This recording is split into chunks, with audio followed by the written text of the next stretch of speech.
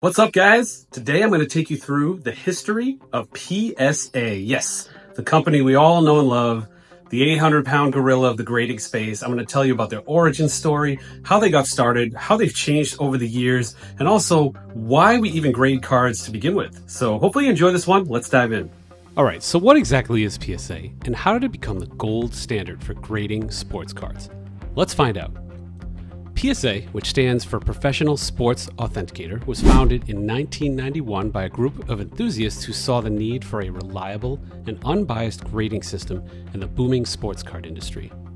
Back then, grading cards was a subjective and inconsistent process, with collectors often left wondering about the true value and authenticity of their prized possessions. Enter PSA. With its revolutionary grading standards and meticulous authentication process, almost overnight, PSA transformed the entire sports card market, providing collectors with a trusted process and a way to assess the condition and authenticity of their cards. Now, their influence on the industry can't really be overstated. You love them or hate them, they are the 800-pound gorilla of the grading card space.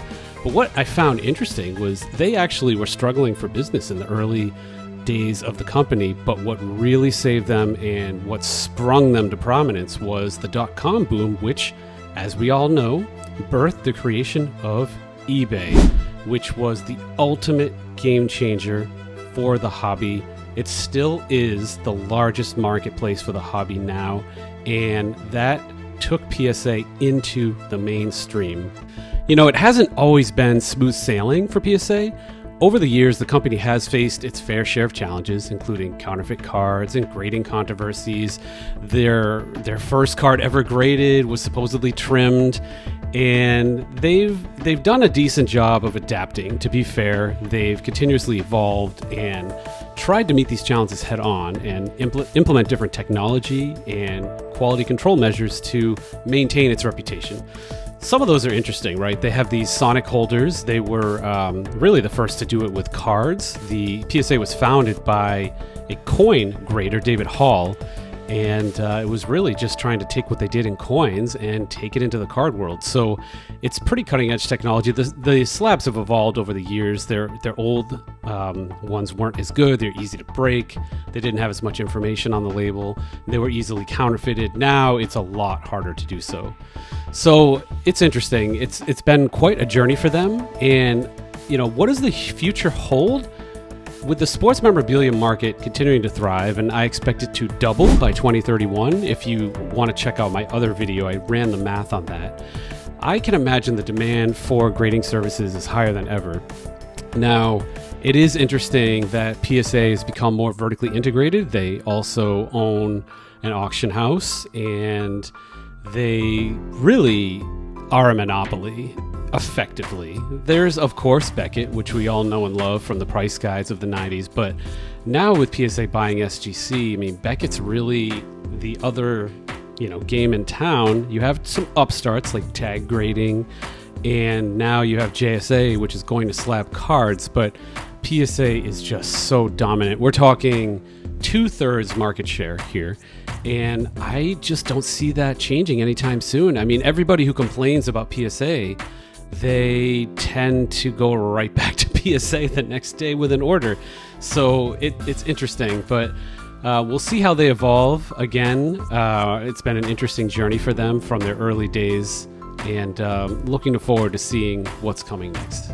So a couple things surprised me about this history. Number one, that it was founded by a pretty major coin grading company. I did not know David Hall was involved in the founding of PSA at all. That was pretty cool. It was fun to learn about the history of the holders, but what also surprised me is that PSA almost went out of business in the early 90s. They kind of founded the company around this junk wax boom that we all know, nothing is worth anything from that period of time in the early 90s.